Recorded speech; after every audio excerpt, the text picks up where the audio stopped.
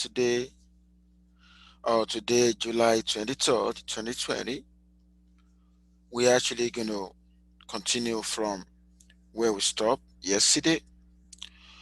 A quick reminder of what we did. What we did yesterday. We actually started what we call discriminant and classification and analysis. Okay, using the idea of some measurement on some individuals, we will be able to classify them into different groups. Specifically, we actually focus on two groups for now. And I could remember yesterday I actually introduced you to the concept, but most of what we're actually going to do today will be some practical demonstration. Okay, like how do I make use of my data, my uh, the formula to be able to figure out what we want to do. But let me I'll four of us share the screen right now of the lecture material so that you'll be able to understand how far we've gone on it. Okay, but I need you to confirm if you guys are seeing discrimination and classification. Can you see my lecture slide right now? Yes. Thank you so much.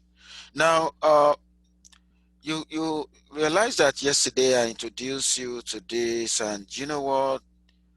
I, from there, I gave you the goal that we actually want to achieve in discriminant analysis. From there, I introduced you to what I call notations. The notations for groups, okay, pi 1, pi 2, because um, let me tell you, classification start from two groups, okay? Just like what people normally say, society start from two individuals, okay? So at least, since we know that we are in a world where there's a variation, not all items are actually going to be in one category, okay? At least two groups must exist, okay? We could have more than two groups, okay? But our focus here, okay, just partitioning objects, items, individuals into two groups.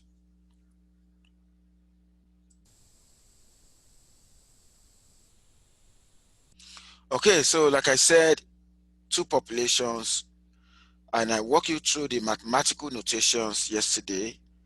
I could remember I go from, the probability distribution of the population, okay, and because the variables from each population has to be more than one, because of that, the idea of multivariate normal distribution is being used. And you know what? The discriminant function that we're actually going to derive is basically on the underlying assumptions of normality, okay? Because we're actually going to do the ratio of the multivariate normal from the two groups, okay? And that ratio will be greater or equal to certain threshold, okay? And the threshold is actually have to be the threshold has to be the ratio of cost of classification and prior probability ratio, okay? And I walk you through situations where there could be equal probabilities, there could be equal cost ratio, and there should be equality of both, okay? And I think I show you the critical region for each of that scenario, okay? Then I actually show you how you can actually allocate, okay? We did that, I showed you yesterday. And I want to stress on this before I really go into application, because you really need to understand the theoretical development, okay, for you to be able to appreciate what you are doing, okay? Because if I want to, you know, construct discriminant model, the essence of constructing a discriminant model is actually to use that for classification. If I really want to do that, of course, I need to know the right model that I'm actually going to use. And you know what? There are two different kind of model that can actually be used for classification. The first one is what we call the linear discriminant model, and the second one is what we call quadratic discriminant model. And another thing is, how am I going to know which one to use in classification? Then I actually need to carry out a Bartlett test, the test that I showed you yesterday, that has to do with the test of equality of the covariances of the two populations. Okay, when the two populations have the same variance covariance, then it means I'm actually going to use a linear discriminant model. But in a situation where the two variance covariance are not the same, automatically I'm actually going to use a quadratic discriminant model. Okay, and I remember I told you what I'm showing you right now is a multivariate normal distribution. Okay, I'm actually going to assume, we're actually going to assume that for the two populations, and that is the reason why you say why I equal to 1 and 2. And you know what? It is the ratio of the multivariate normal distribution of the two populations that we are actually going to be using as a discriminant function. Okay, if you take a look at what I have right here, F1S divided by F2S is just the ratio of the multivariate normal distribution from the two populations. And we know when I do that, I'm actually going to have this guy here, okay? When I'm going to have this guy here, okay? And you know what? Another way to put that is, okay, if I want the exponential to go to the other side, the exponential is going to form a line. And that is the reason why when you take a look at what I have here, I got a line, okay? And you know what? If you look at what I have here, when I simplify this, when I simplify the expression, okay, that is exactly what I'm actually going to have this, okay? So this is actually going to be the final form. Take a look at this. What I have right here now is what I call discriminant model. Okay, this is discriminant model. And you know what? What kind of discriminant model is this? This is a linear discriminant model. This is why is it a linear discriminant model? Because I'm actually assuming the same variance covariance for the two population. Okay, if you take a look at what I have right here, you can see this is just sigma. Okay, it is not a sigma 1, it's not a sigma 2. It means that the sigma 1 equal to sigma 2 equal to sigma, okay? We're trying to say the variances of the two populations are the same. And of course, when the variances of the two populations are the same, you are actually need to get what I call a pooled variance covariance.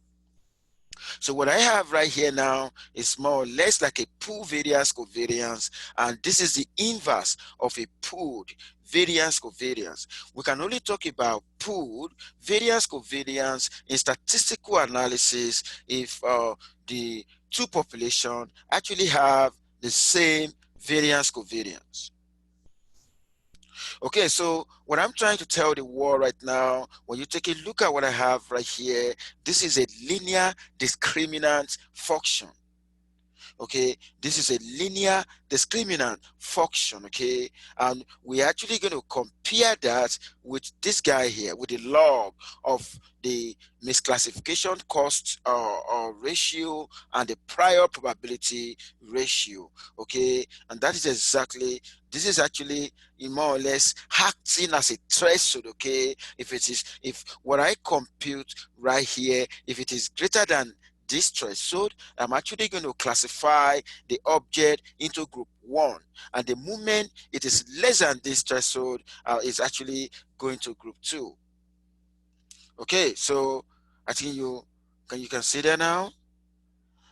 So if you take a look at so when I have a sample now, when I have a sample of data, because what I actually have right here is more or less talking about population, because when you take a look at this is a population mean vector, okay, of group 1, and this is a population mean vector of group 2, okay, and this is a population variance covariance, okay. But let me tell you something, in statistical analysis, we don't study the entire element in the population, okay. We're actually going to be focusing on the sample, okay. The analysis that we're actually going to do will be on the sample. And that is the reason why, if I want to consider sample data now, because we're going to be working on this sample, okay. You remember yesterday that I talked about an example of a Swiss bank note, okay, where I'm considering situation where the bank note could be authentic and it could be fake, okay.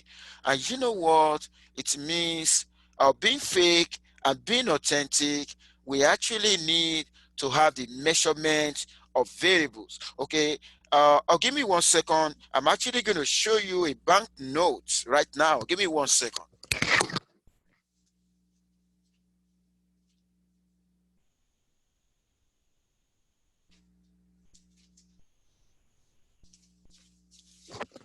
Can you guys hear me? Yes. Okay. Can you guys see what I'm showing you right now? What, can somebody confirm that? What is that? A $100 bill. Thank you so much.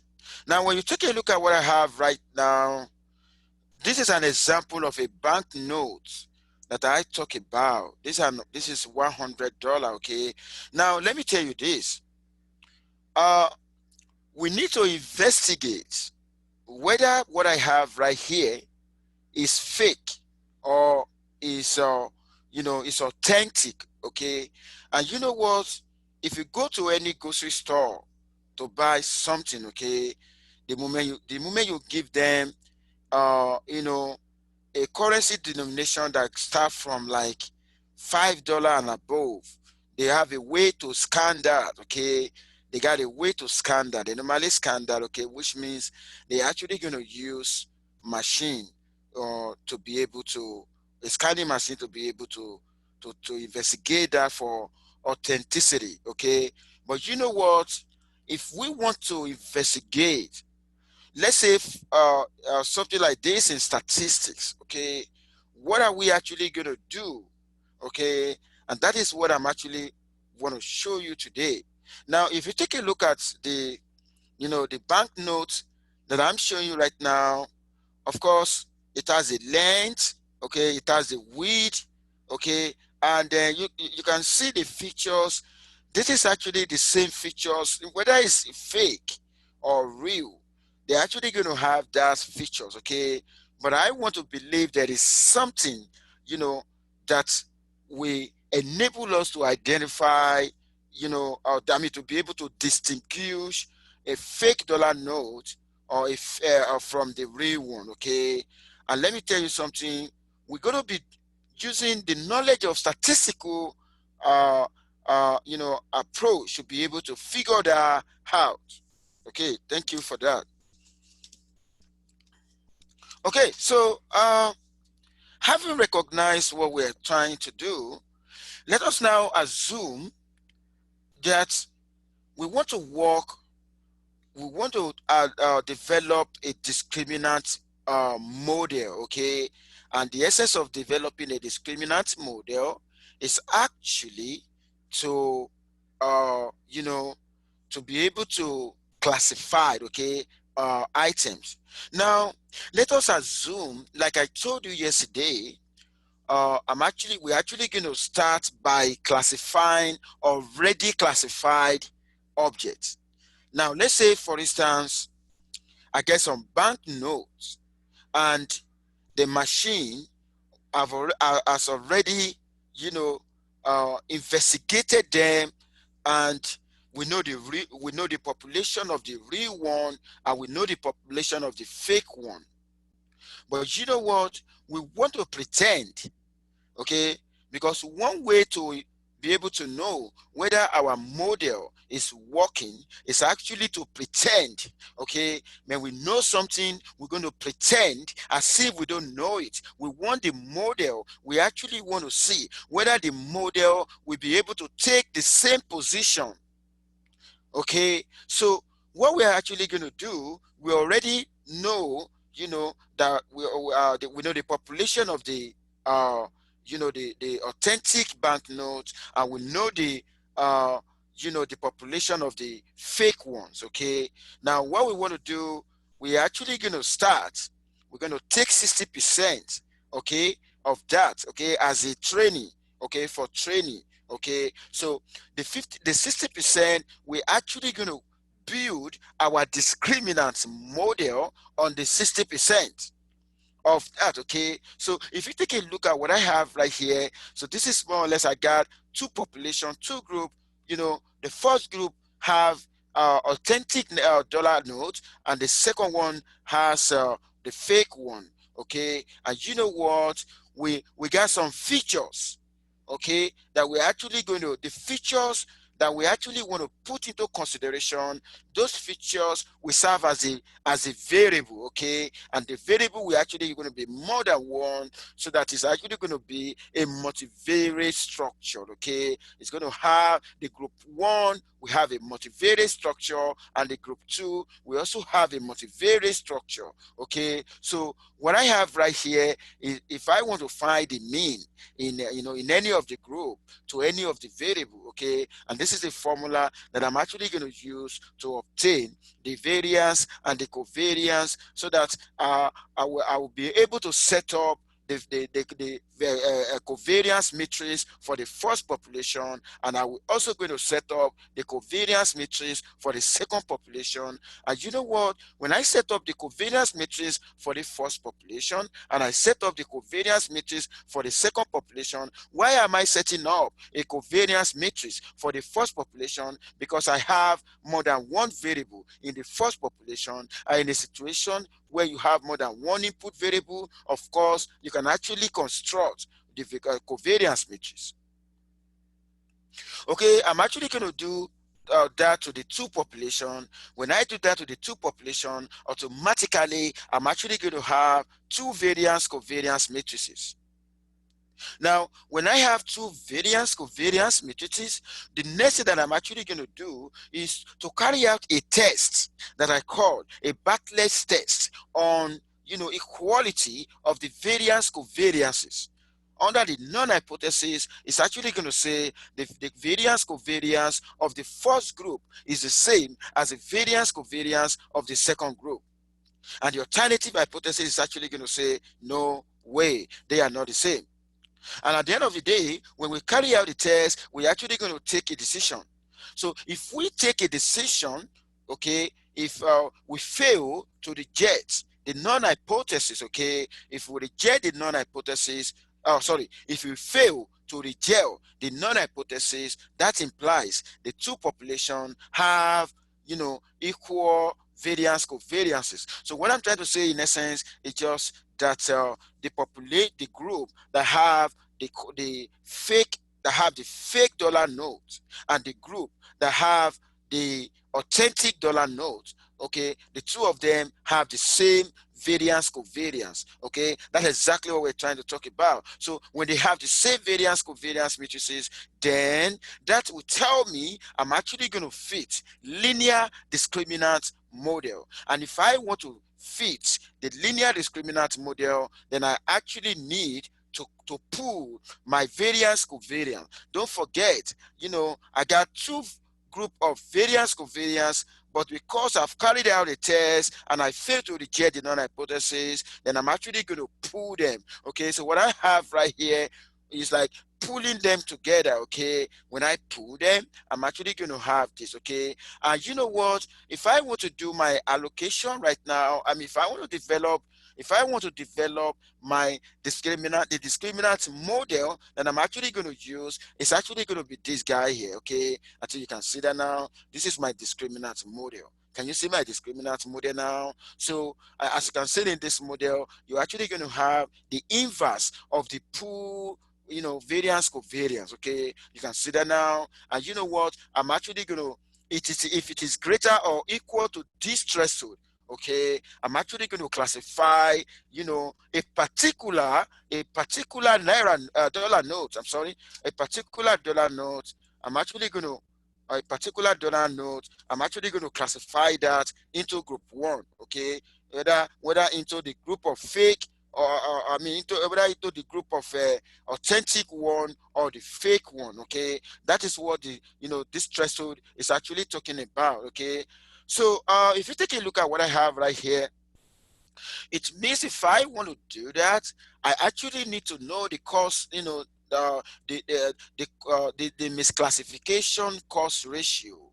And I also need to know the prior probability ratio for me to be able to do that. Now, in a situation where the cost ratio is 1, okay, if the cost ratio is 1, and if the probability ratio is also 1, of course, mathematically speaking, the log of 1 will actually going to be equal to 0. I think you know that the log of 1 will be equal to 0. So which means if you really want to classify in that situation, then it is only when this guy here is greater or equal to 0.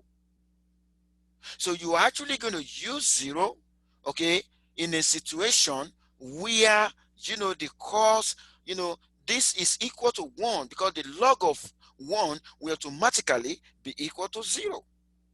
Okay, now based on what we have right now, and you know what, if this is equal to 0, I want you to take a look at something right now. If this is equal to 0, okay, if I equate everything equal to 0, if I want to solve for this, automatically I'm actually going to have this. Why? Okay, when you take this to the other side, look at that, this is minus r, and when you have a 0 here, okay, when this moves to the other side, it becomes a positive. I'm actually going to have this equal to that, and that is the reason why I got this. Look at that. I'm actually going to have something like that. So having something like this, I'm trying to say when the cost ratio is 1, when the cost ratio is 1 and the probability ratio equal to 1, and that is where you're going to have something like this. Otherwise, if they are not equal to 1, if the cost ratio is not equal to 1, if the cost of misclassification ratio is not equal to 1, then you are still going to make use of what I have right here. Okay. The next thing that I'm going to stop my share right now. I'm actually going to share the practical one right now. Give me 1 second. I'm going to share something with you right now.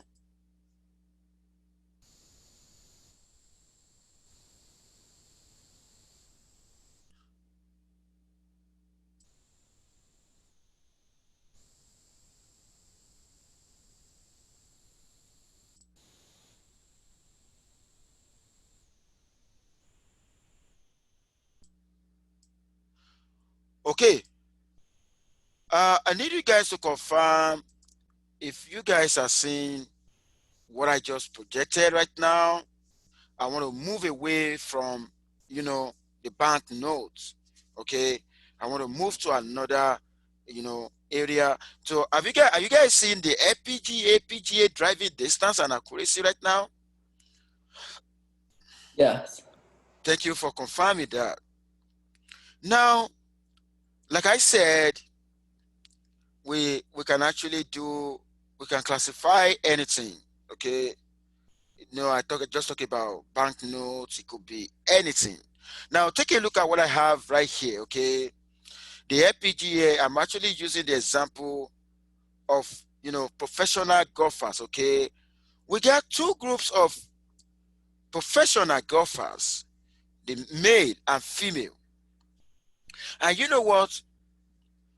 Based on the measurement of variables, based on the measurement of on variables, we actually want to classify, you know, a particular professional golfer into two groups, whether into the male group or the female group. Okay, based on what? The variables of interest is driving distance and accuracy. Using the driving distance and accuracy of individual, we can actually classify that individual into either being a male or female. I'm going to say that again.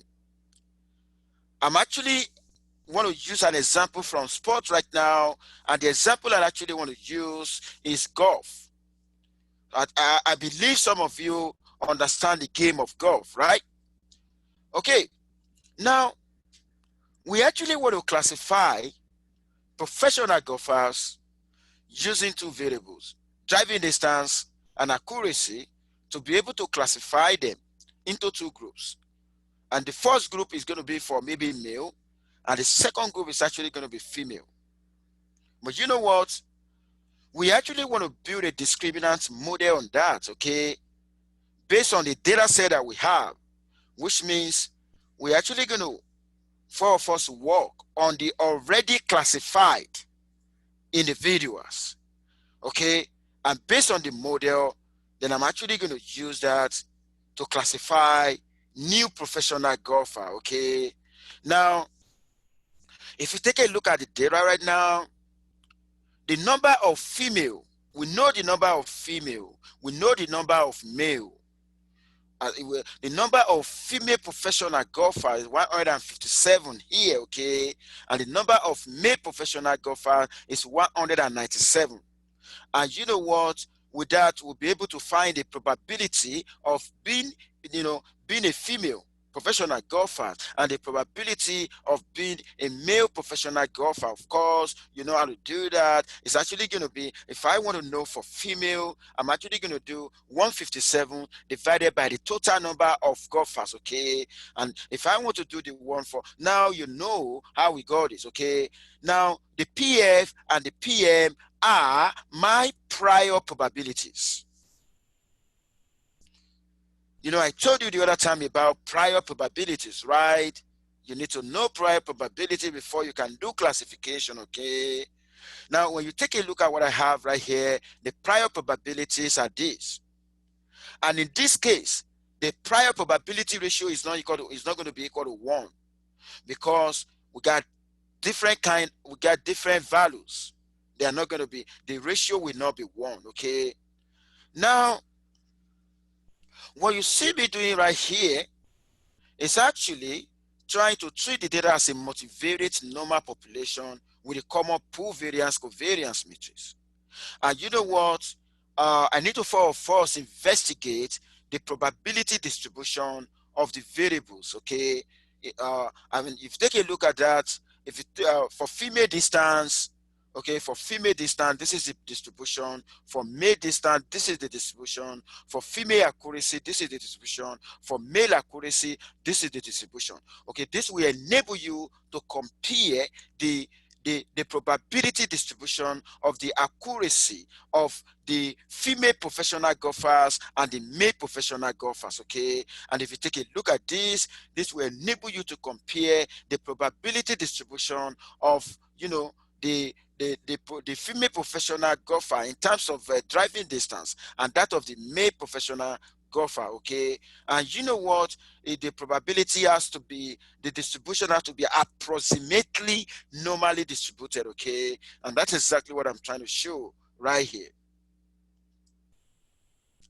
Okay, the next thing that I actually want to show right now is when you have a bivariate plot of the two variables, okay? You got a bivariate plot of the two variables. What are the two variables? You know, the two variables here in this professional golfing is just the accuracy and the distance, okay? The accuracy and the distance. And of course, what you see right here will enable you to compare, you know, that of the male and that of the female. You can see my ledger right here.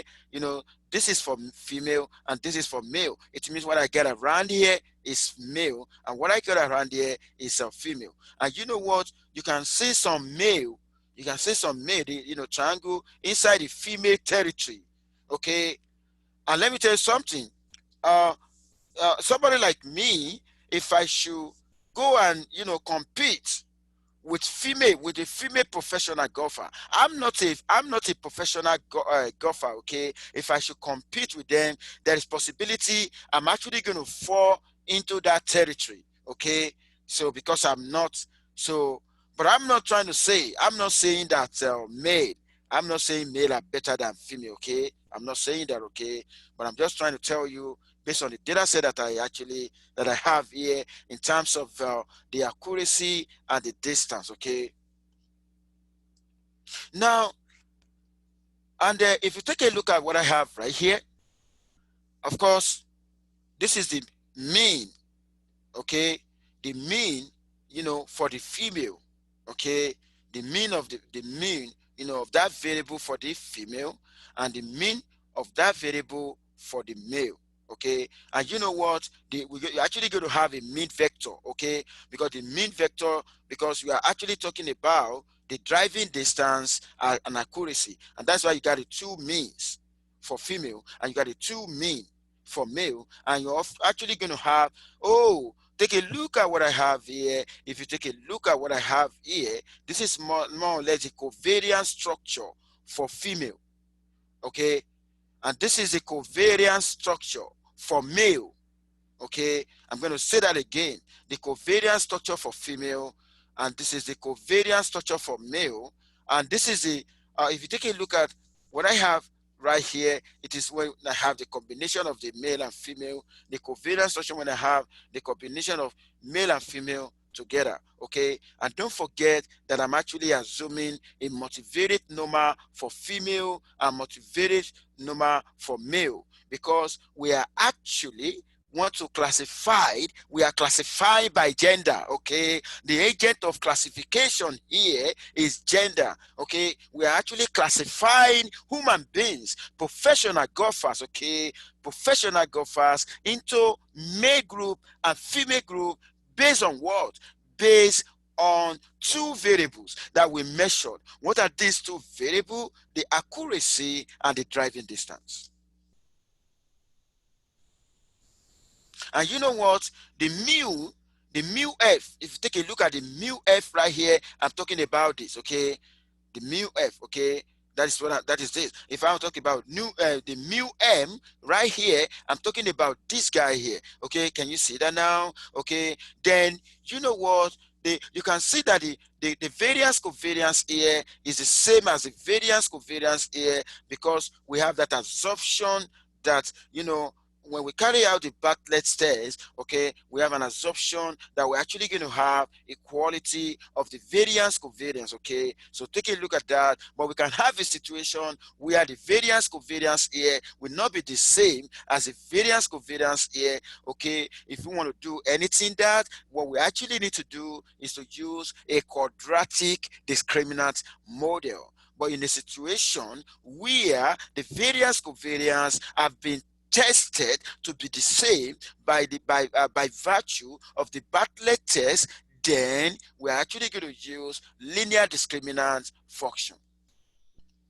Okay, if that is that, the next thing is we need to actually assuming equal cause of misclassification. Okay, because assuming equal cause of misclassification, it means our threshold will only be based on the ratio of prior probabilities. Okay, it means our threshold will actually be based on this.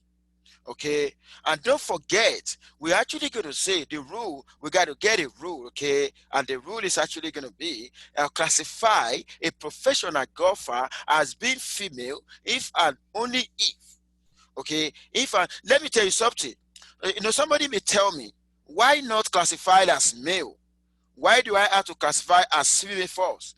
It depends on what you put in your numerator.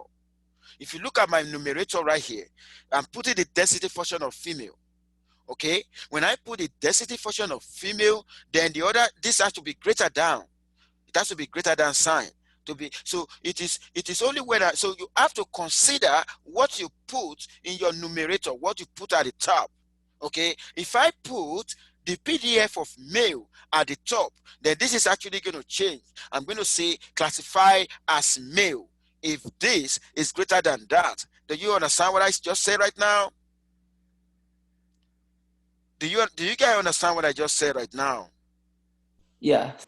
Okay, now I said classified as female if and only if in my numerator the density function of female is on the top. So if I want to change this to classify as male, automatically I'm actually going to switch.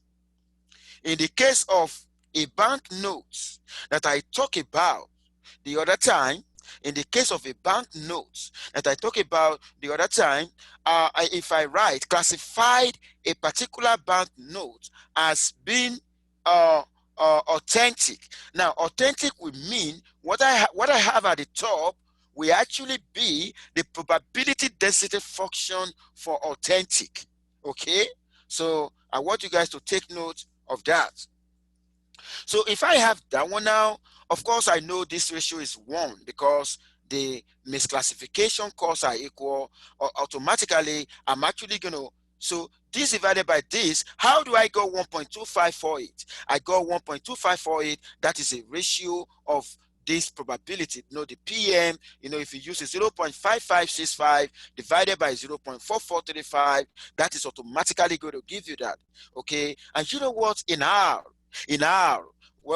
if I want to do this, okay, I can actually write this one. Look at the code right here. What am I coding? Can somebody tell me? Look at what I'm coding right here. What am I coding? You look at ESP minus a 0.5, blah, blah, blah, the sigma inverse, blah, blah, blah. I'm going to show you what I'm coding right now. You're actually going to see what I'm coding right now.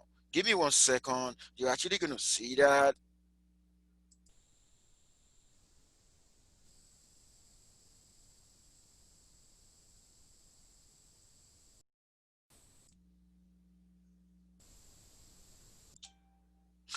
Now, this is what I'm coding here. Can you see now?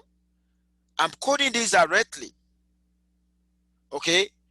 I can code this directly, okay, because this is what I'm using.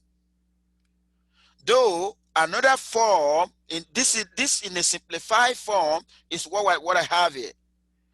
But that code right now, this is exactly what I'm coding. Okay? And that's why, see, minus 1/2 is minus 0.5.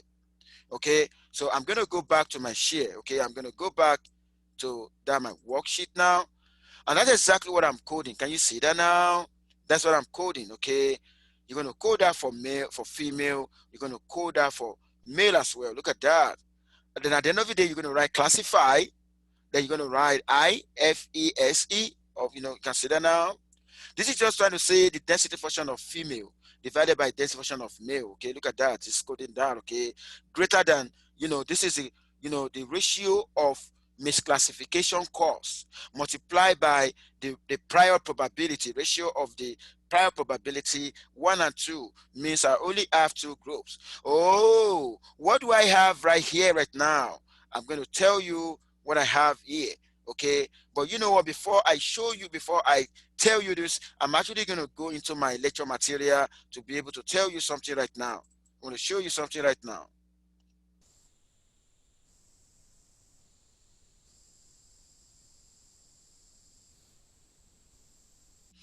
Now, can you guys see what I have here right now? Can you see what I have here right now? Yes. Thank you so much. Now, this is a classification table. This is what happened in reality, okay? The actual membership. And what I have here is what our model predicted. Okay.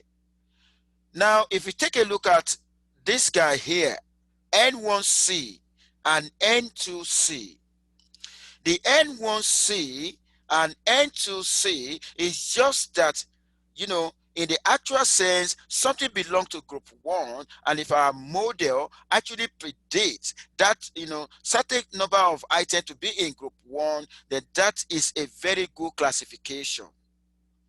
Now, when you take a look at the diagonal, when you take a look at this side, it's just that, okay, in reality, it's supposed to be in group two, and the model also predicted that to be in group two. So the N2C here is just the number of such items that were correctly classified to be in group two.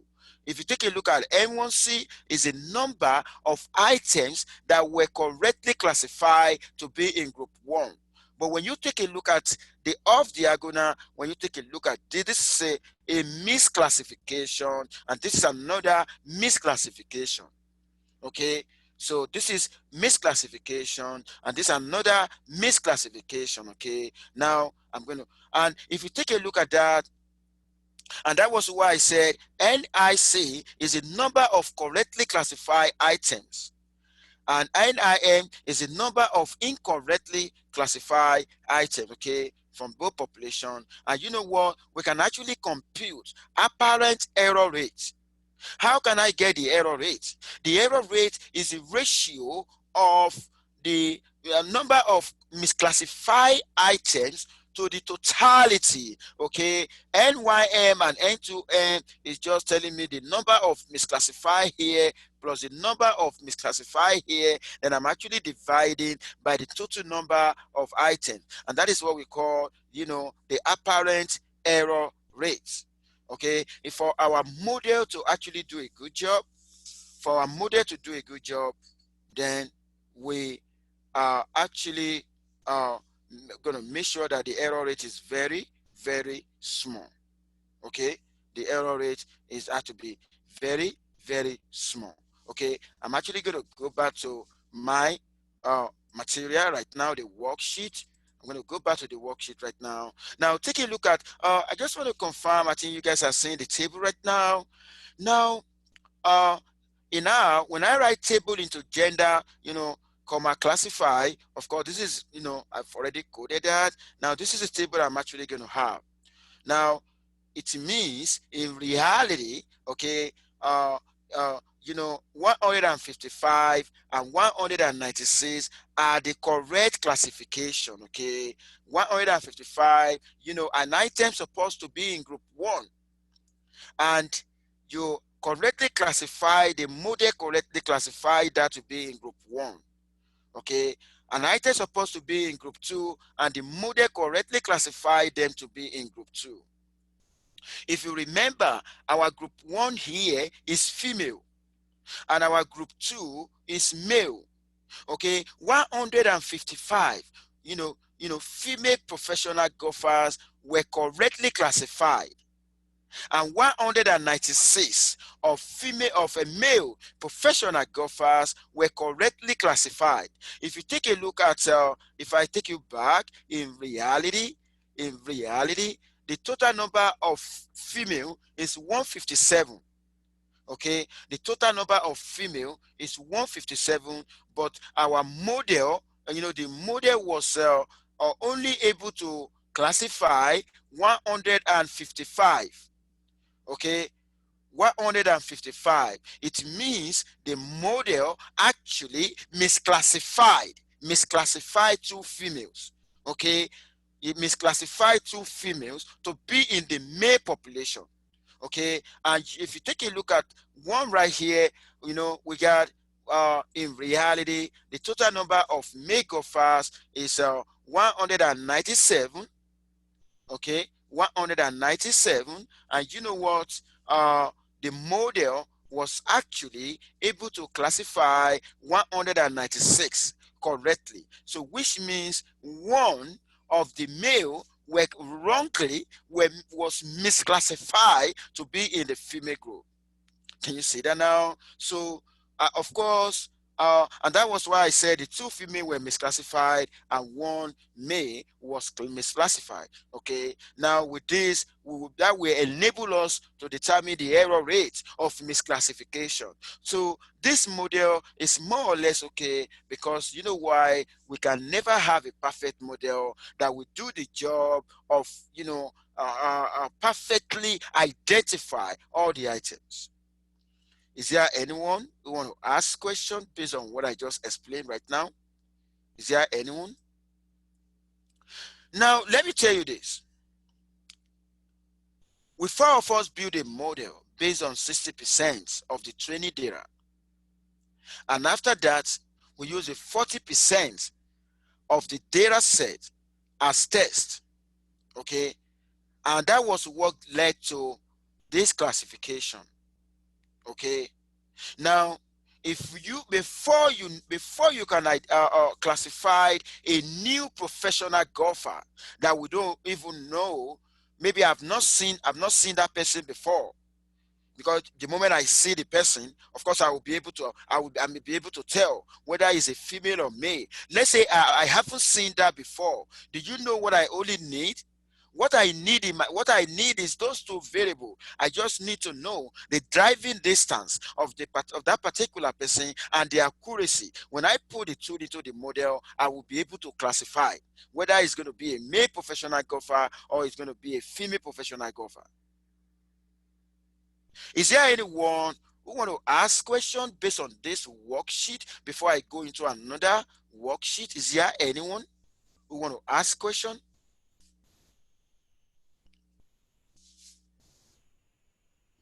Professor, can I have a question? Yeah, go ahead.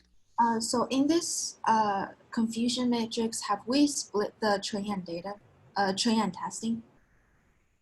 Yeah, we're using both.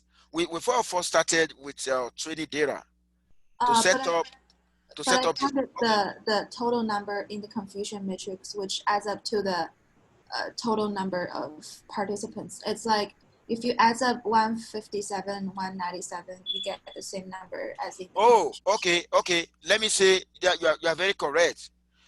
Based on this example, the 60% and the 40% that I just talked about is just for what we do in research in reality, okay? But just like what you said, you are right. We did not we use all of that, okay? Within partition, we didn't use 60% and 40% right here. Now, what I'm trying to tell you right now, because if you take a look at this, when you take a look at the total number of that, it's true that it's like the whole 100% of the data set were used. But I'm just trying to tell you what we normally do in research in reality. Okay, do you understand that now? Yeah, I get it. Thank you. Okay, yeah. So you are right. So based on this, based on what I just explained right now, okay, based on what I just explained right now, you know, I I use 100% of the data for training, and I also use 100% of the data for tests. Okay, that was exactly what I do right now. Okay, that was exactly what I do right now. Okay, now if you take a look at, so I'm gonna stop the share now. I'm gonna go into something else. Give me 1 second, because I got a lot of materials that I actually attach. So I'm gonna take it one by one. Okay. I talk about insets. I talk about an example. Let me see. Uh, okay. Okay. Yeah. I want to confirm if you guys are seeing this right now. Can you guys see my insert data right now? Yes. Hey, thank you so much. Now, if you take a look at what I'm projecting right now, I want to go, I started by using the bank notes. I want to go I went from bank note to spot. But this time around, I'm actually going into botany, into something that has to do with plants. Okay, insect data, we have two groups of animals. Okay, we have two species of animals. The data set were collected on two species of insects. Okay, which we call uh, Shatosima and you know and uh, Ekatsigileri or stuff like that. Okay, and you know what? These are three variables that were measured, and based on these three variables, is there a way we can classify the insect into two different categories of species? But let me tell you something here. We're going to make use of the training set and the testing set. Okay, in the data set, in the professional golfers, that example that we did, we use 100% of the data set as a training set and as a testing set. Okay, but right here, we're actually going to change. Now, we have 10 individuals of each species to make up training data. And data on these 10 individuals of each species is used to estimate the model parameter which we use in linear score function.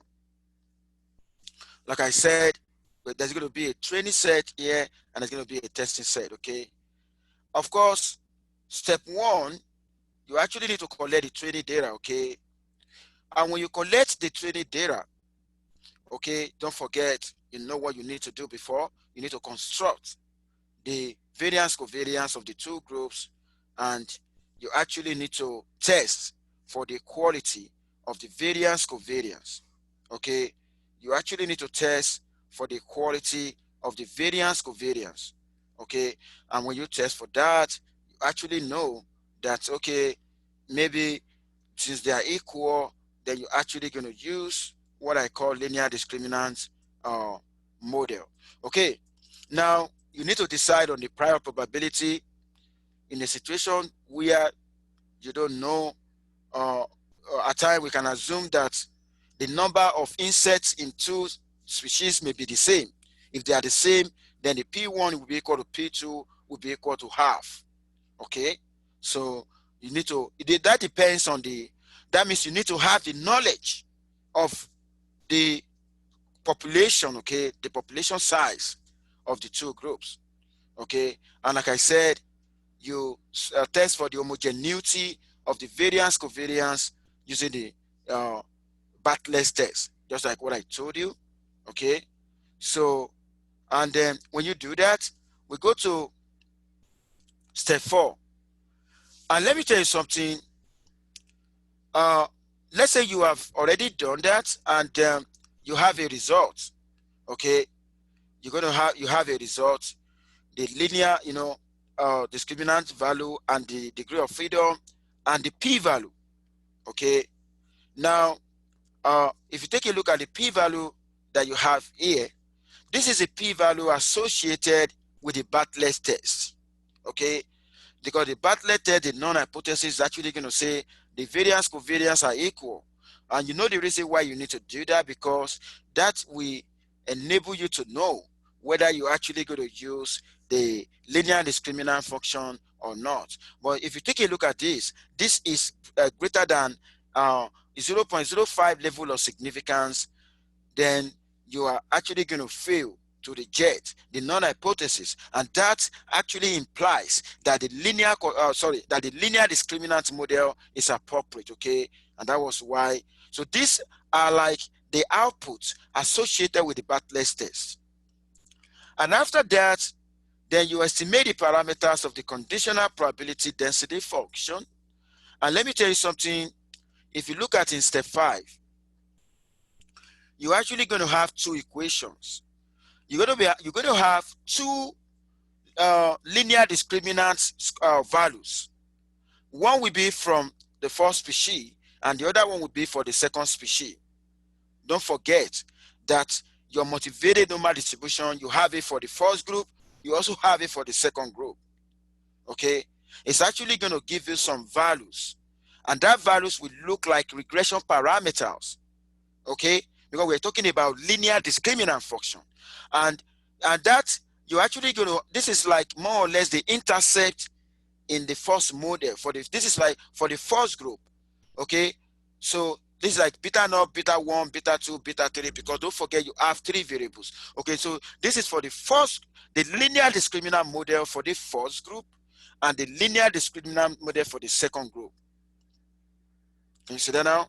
So when I have this in place, okay, I can actually use to classify. Okay, when I put a x1, x2, or x3 right here, okay, and I put, it depends on the value that I got. Now take a look at this. Okay, if I have a particular inset that I have 194, 124, and 49, as the values of that, when I plug in that, okay, into the two, look at that. When I plug it into the first one, I got this value for that species, and I plug into this one, I got this value. Okay, now if I get this value and this value, okay, now we need to add in the log of 0.5 to obtain the linear score function for species A. Okay, you remember why we need to add the log of 0.5 is 0.5 is, don't forget that it's 0. You remember the other time that we said the ratio. What is the ratio? What is the ratio? The ratio is actually going to be 1. And you know that if you take a look at what I have here, if you take a look at P, we said we specify prior probability. And in this case, we do not have any information regarding the relative abundances of the two species. Without any information, in order to specify prior probability, we use equal prior, because we don't have the knowledge of the number of species, of the number of the population of this species and of that species. We don't have the knowledge. In the case where we don't have the knowledge, we're actually going to use equal. Okay, we actually, and that P is actually going to be half. Okay, now when you take a look at, so in the 2, after doing this, I'm actually going to add the log of 0.5 on the 2, and this is the result that I have. If I have this result right now, okay, don't forget that I actually want to classify this particular inset. Instead, I have 194 as joint 1, 124 as joint 2, and then, this as 49. After plugging in that into that, what I'm going to compare now will be these two values. Okay, and according to the classification rule, okay, the inset is classified into species with the highest linear discriminant function. Okay, so because this is greater than this, 205.219 is greater than this guy. Therefore, that particular inset will belong to the second group. Is there anyone who want to ask question based on what I've just done right now? The particular inset you want to classify, okay, you have to put the variable into the two model.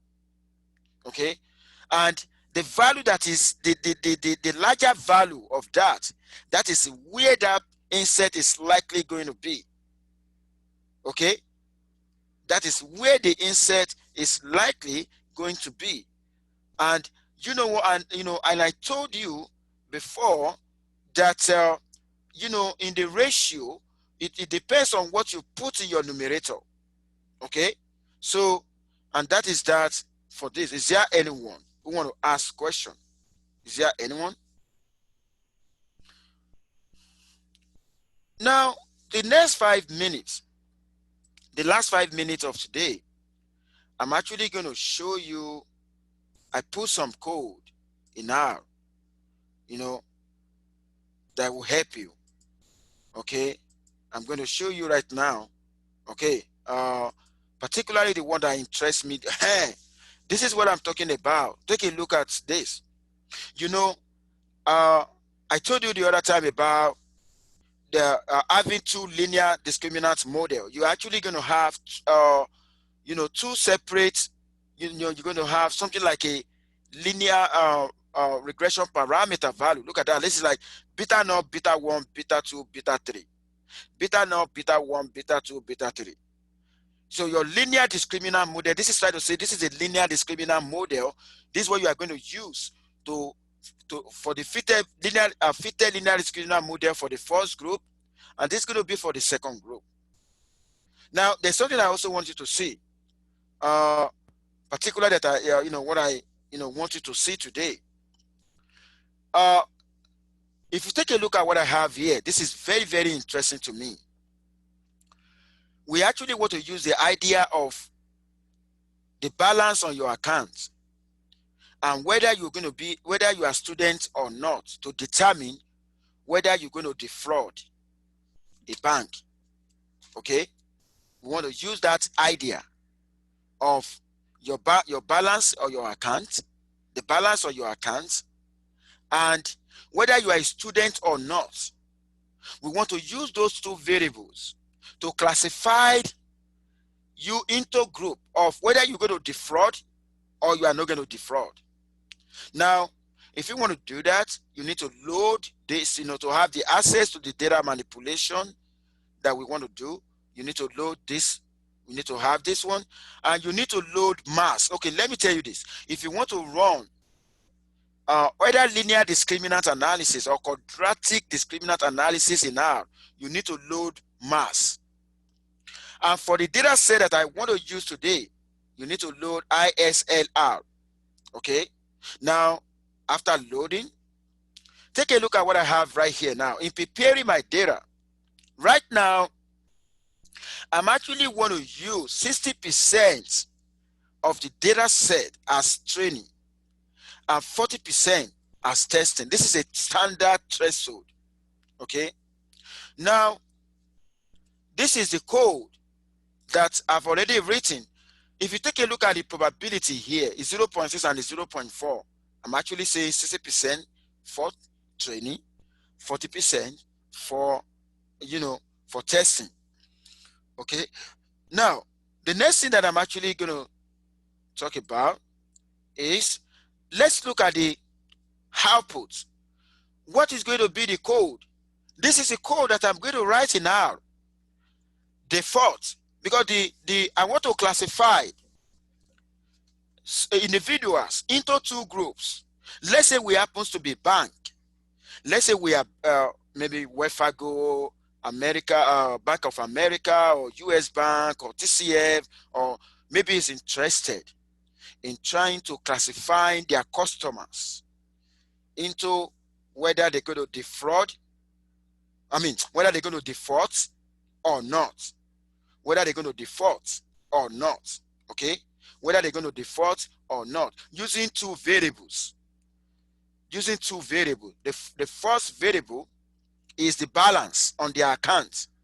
And the second variable is whether it's a student, whether the customer is a student or not.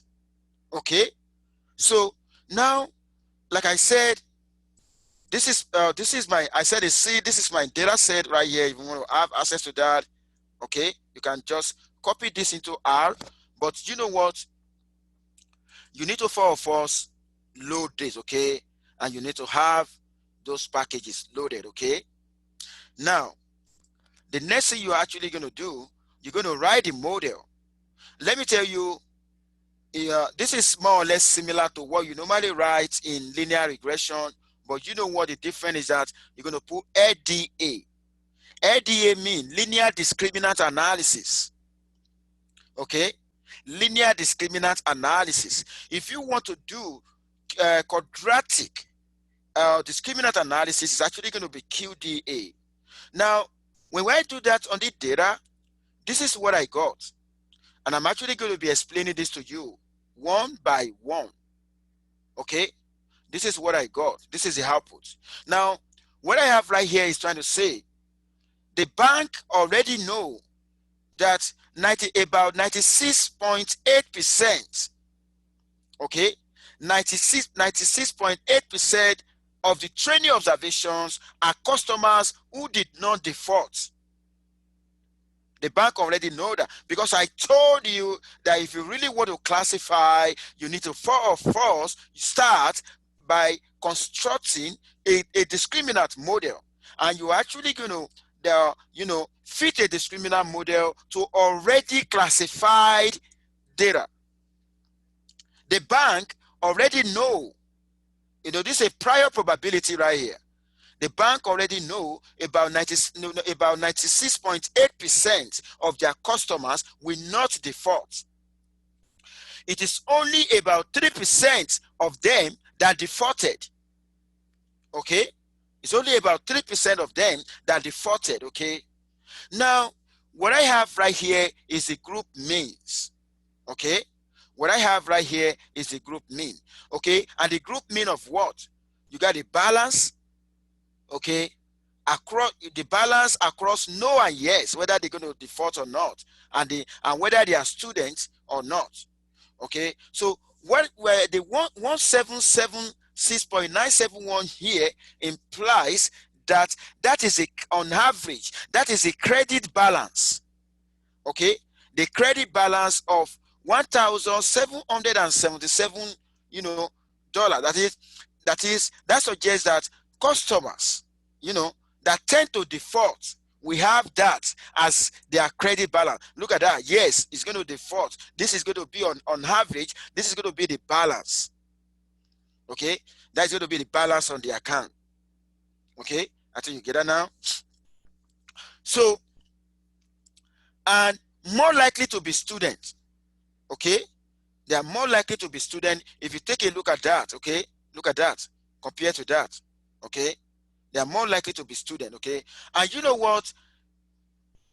The coefficient of the linear discriminant is this.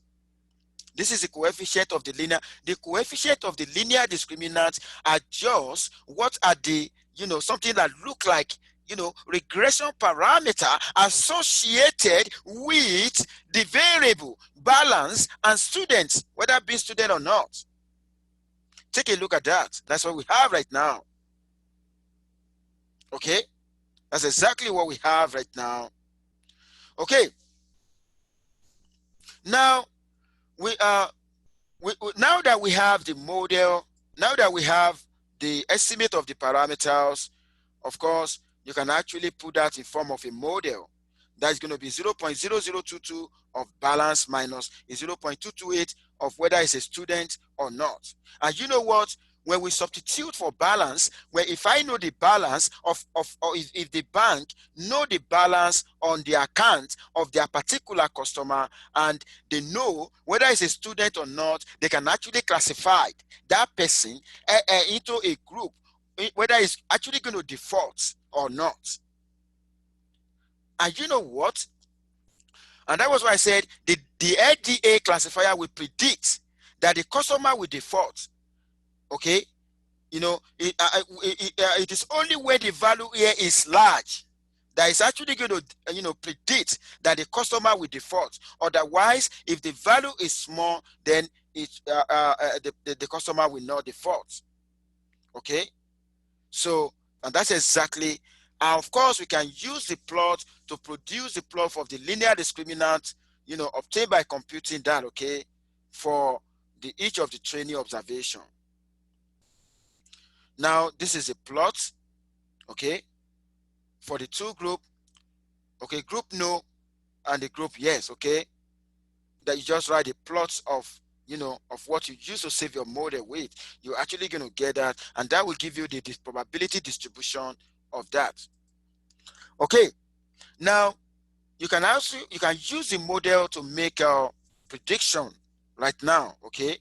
You can use the LDA, okay, to make prediction. And you know what? Some people may argue that out because logistic regression also do the same job. The same job that the linear discriminant function is doing right now. We use logistic regression to also perform the same job. And one can begin to look at the difference between using logistic regression and using the discriminant analysis, okay? So, and that's exactly what we have right here, okay? The DF less than that, the balance equal to 1,000, 2,000, then, we're talking about the balance right here. And we are actually talking about, okay, no, no, yes, yes. It's not talking about whether it's a student or not, okay? So if we have a table, like if we have something like this, somebody have a balance of 1,000 and it's not a student. Somebody have a balance of 2,000 is not a student. Somebody have a balance of 1,000 is a student. And somebody have a balance of 2,000 and is a student. And you know what? If I want to use that to make prediction, I'm actually going to write predict. I'm going to put ida.mi. Don't forget, that was what I used to save my model. I'm going to show you now. You can see that's what I used to save my model. Okay. Can you see that now? So when you follow that, you're actually going to have what I'm showing you right now. Now, this is our prediction result.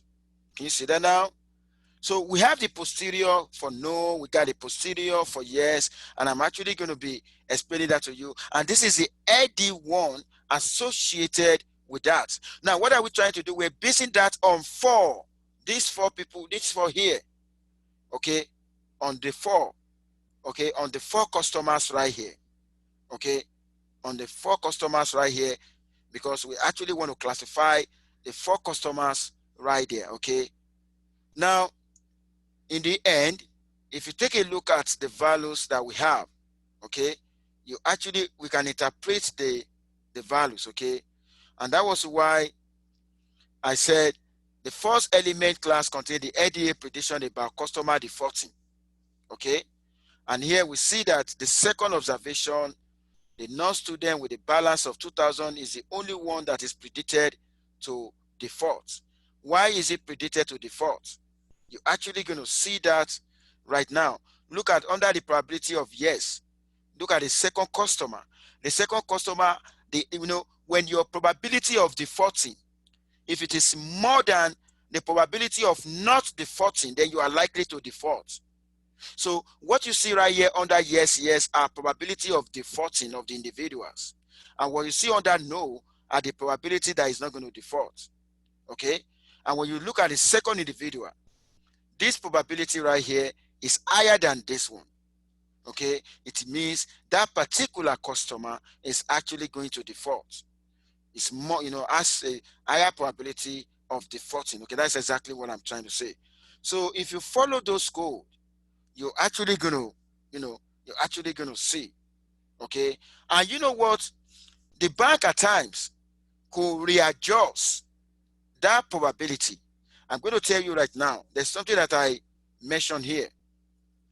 I said the second element posterior is a matrix that contains the posterior probability that corresponding observation will or will not default. Here we see that the only observation to have a posterior probability of defaulting greater than 50% is observation 2, which is why the ADA model predicted this observation will default. Okay, now take a look at that. If you take a look at that, because this is more than 50%, there is like the threshold is 50%. Anything more than 50%, then that best customer have the higher probability of defaulting. Okay, now, but let me tell you, at times, however, we also see that observation 4 has a 42% probability of defaulting. If you look at this person right here, look at that. This is more or less 0.42, right? And that is kind of high too. Okay, it now depends on the threshold of the bank. Okay, and that is the reason why we say right now the model is predicting that this observation will not default because this probability is less than 50%. However, we will see shortly how we can make adjustment to our posterior probability threshold. Okay, because the bank is just using 50% right here, and they believe that any customer that have that probability of default greater than 50% is likely to default. Okay, so this is setting a 50% threshold. Okay, this is the code, and in setting the 50% threshold, how many of the customers out of 4? Okay, how many of the customers out of 4 out of 4 customers that we are testing right now that will not default. And of course, it's going to be 3.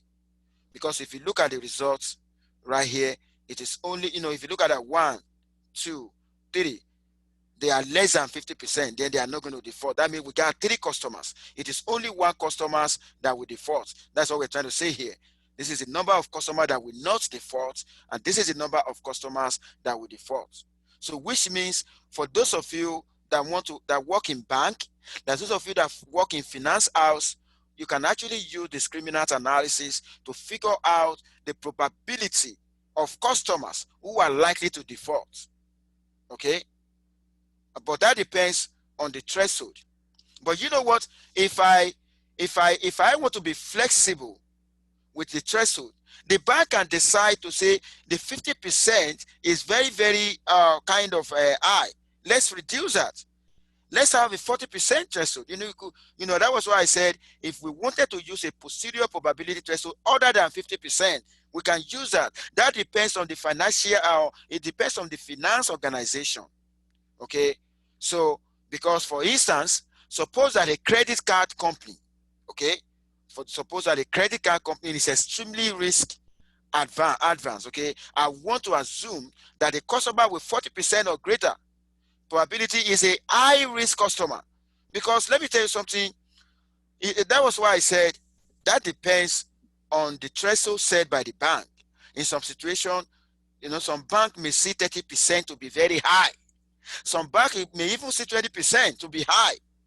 So in a situation where the 40% is being used, then you're actually going to see the number of customers that will default will move to 2 based on the analysis. Okay, take a look at that. You're actually going to see a 0.54 and a 0.419, whatever is greater than 0.4, is greater than 40%.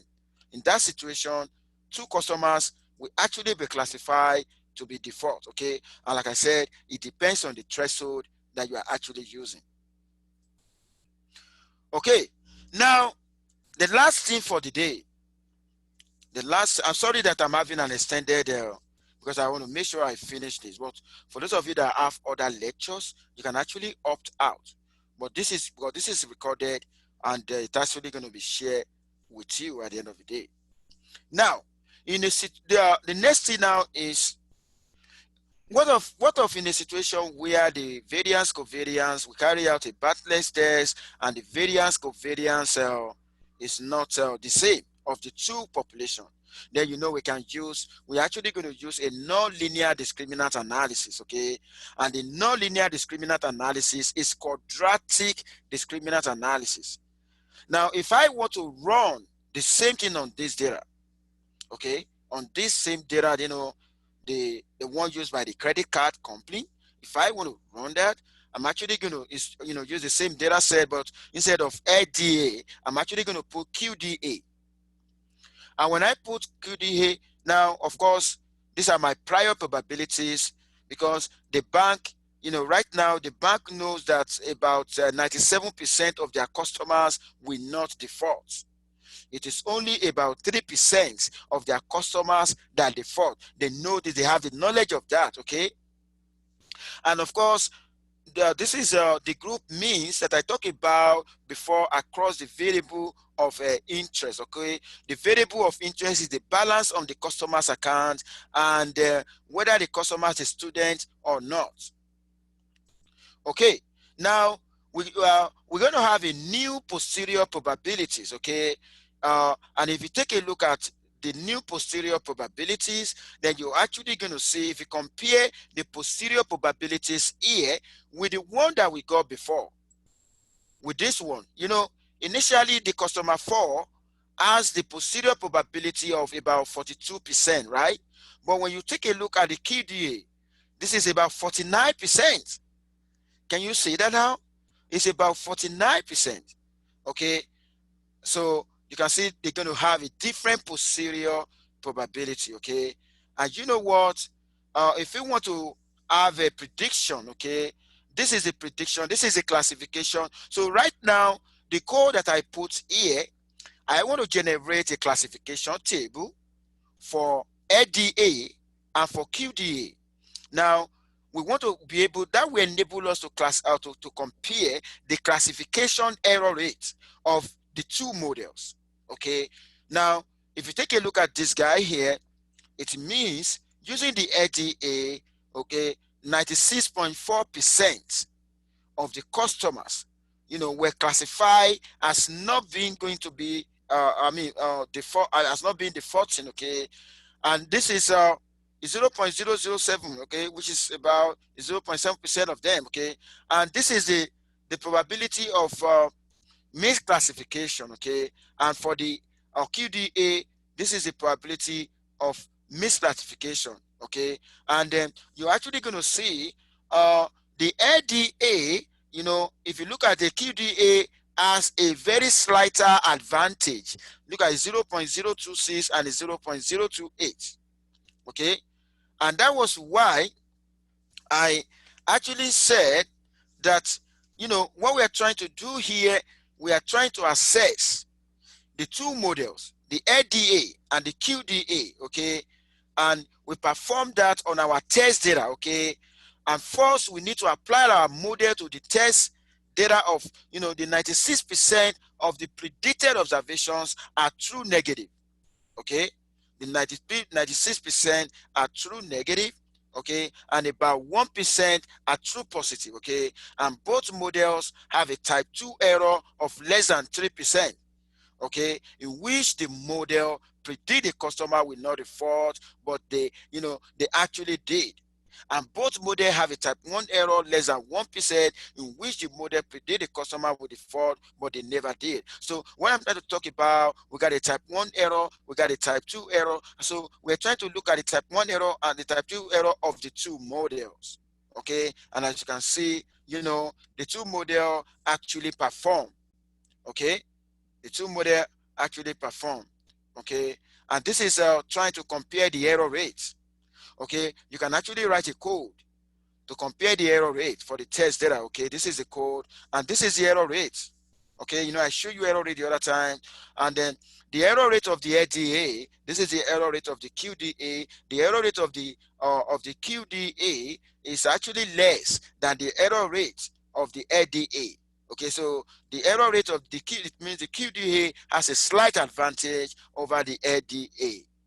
Okay, so is there anyone who want to ask question? Because this is going to be the end of my lecture today. Is there anyone? I actually have a quick question. Go ahead. So in the insect data, like when we're getting the two discriminant, I guess it's called discriminant function Yeah. for the two types of insects.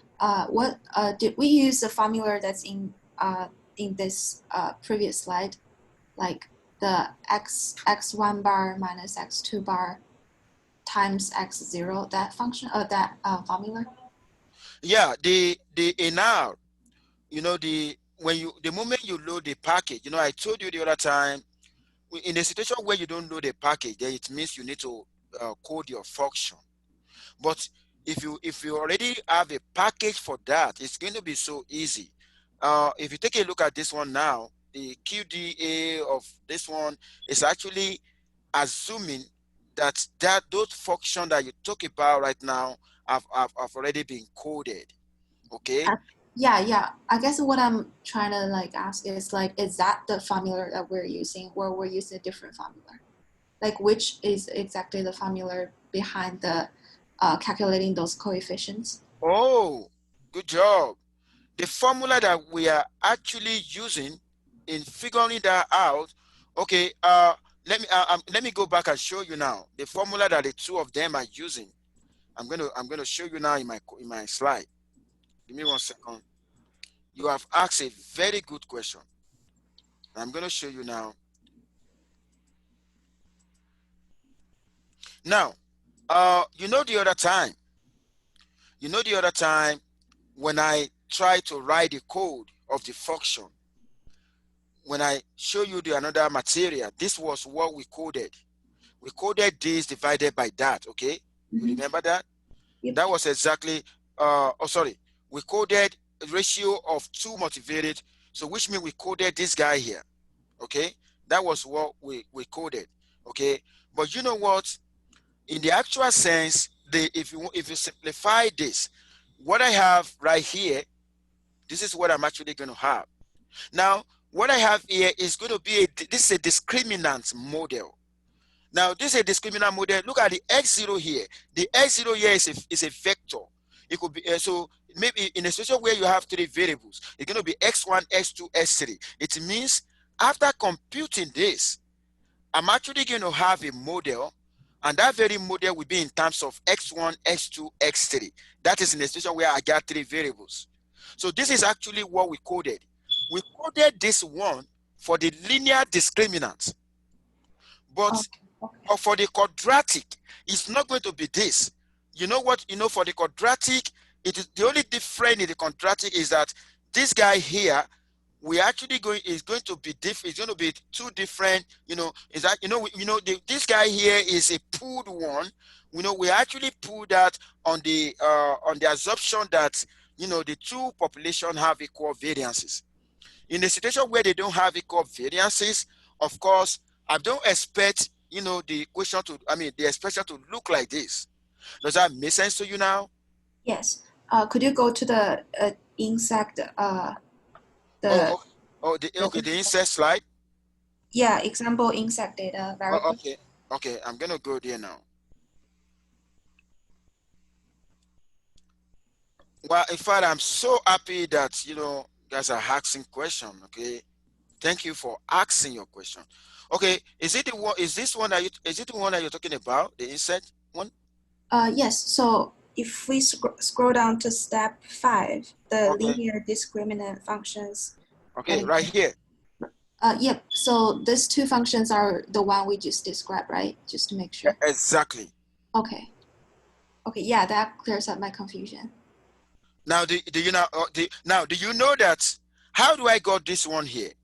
It means I've already used that linear discriminant model that I show you right now, and they're actually going to be in terms of x1, x2, and x3, depending on the number of variables. Does that make sense to you now?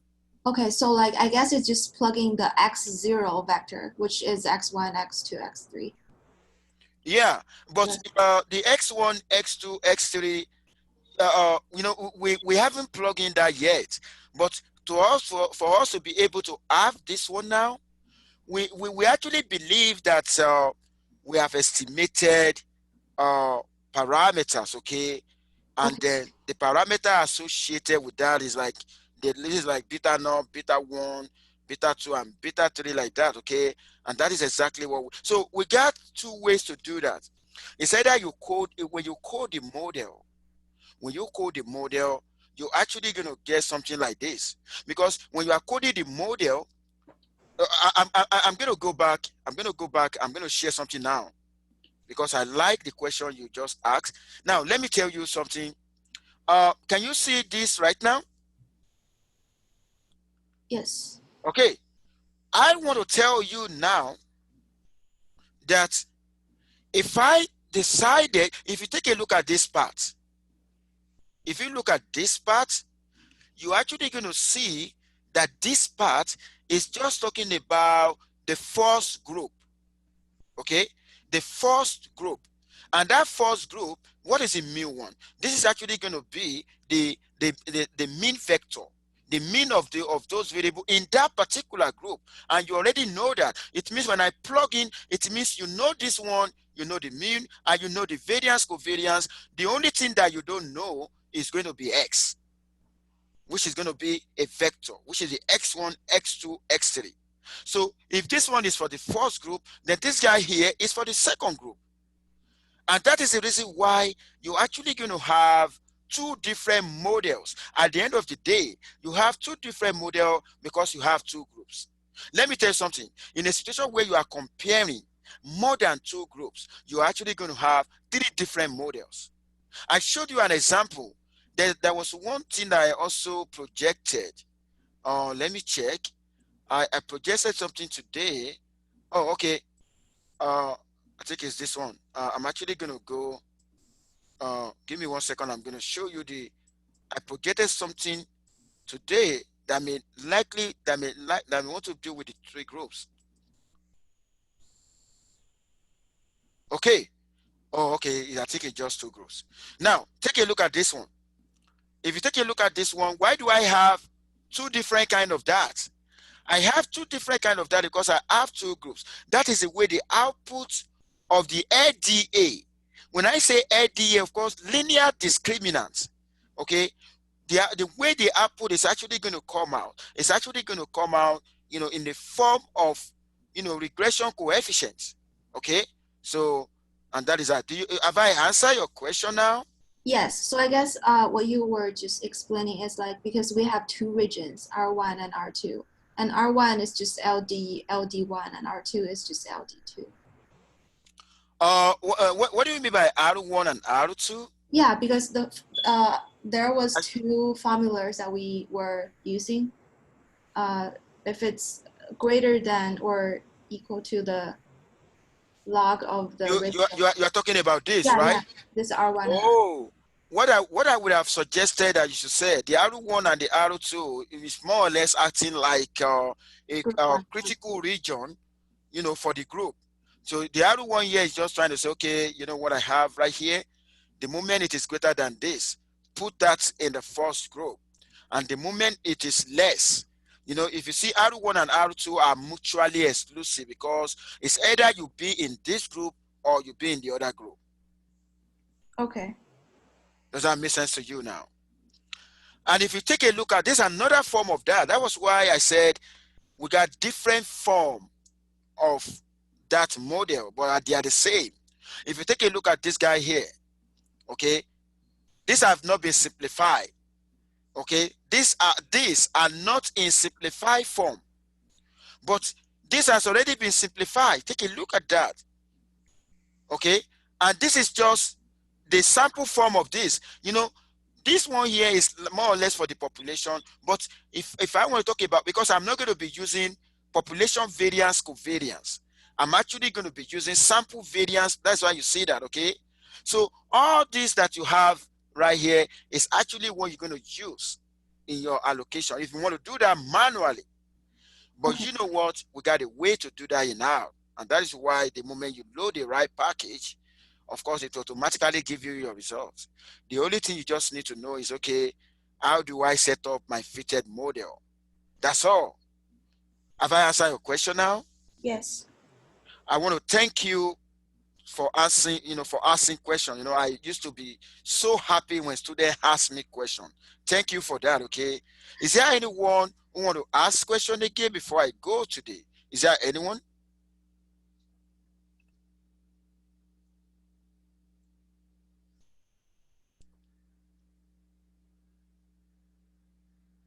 Okay, in the absence of question, I want to thank everyone, okay, for attending my lecture today.